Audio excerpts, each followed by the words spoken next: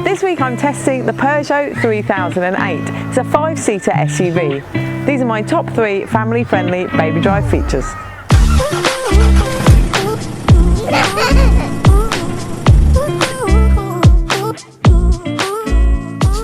Number 1 is the kick open and close function on the boot. It makes it really nice and easy when you go to the car with your kids and all their things, so you just put them in.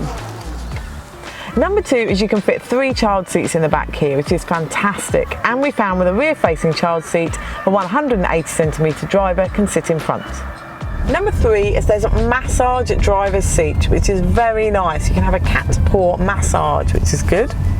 There's also child locks in here, which button down by the driver's right knee, locks both the rear doors and windows.